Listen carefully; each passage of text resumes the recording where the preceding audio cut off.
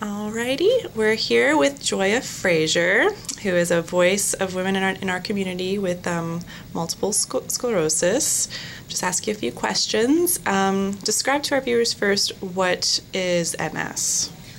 MS stands for multiple sclerosis. It is an autoimmune disease, a chronic illness that affects the brain and nervous system.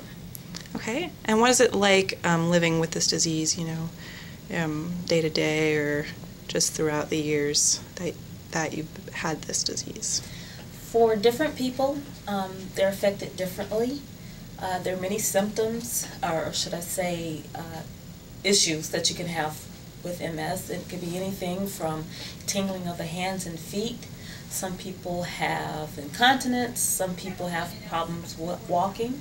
Some people even have problems speaking. Some people have feelings where it's sensitive to the touch. It's sensitive to touch your own skin. So it affects differently, depends on where the lesions are on the brain or on the central nervous system and the spine. Okay, and a lot of people have heard of the disease, but what are some common misconceptions that you see in the public's eye of this disease? What I found is many people get MS confused with MD, muscular dystrophy.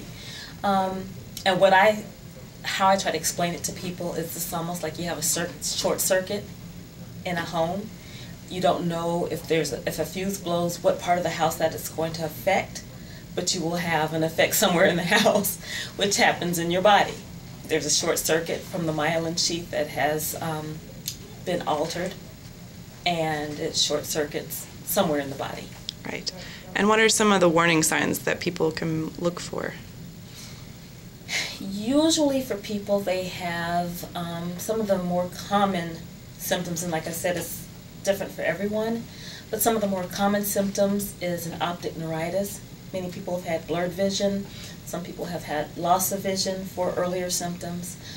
Tingling of the hands and feet is a very common symptom for people just starting, and also I would have to say extreme weariness, tired, where they're not usually tired, more tired than usual than your day-to-day weariness. Okay, and is there local support in our community for women? We do have two programs in the Tallahassee community. One is a self-help group that meets every second Saturday from 2 to 4 at Lafayette Park.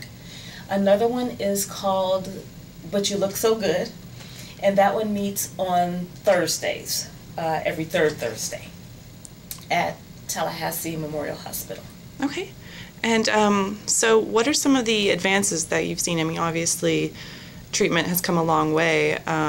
What are some things that you see on the horizon, or just maybe just what kind of options are out there for people with MS? There are so many different treatments now. When I was diagnosed in 1997, there were only 3 choices regarding treatments. And when I say treatments, it slows down the progression of MS. There is no cure, so it doesn't cure the MS, but it slows down the progression of it. And like I said, there were only 3 then.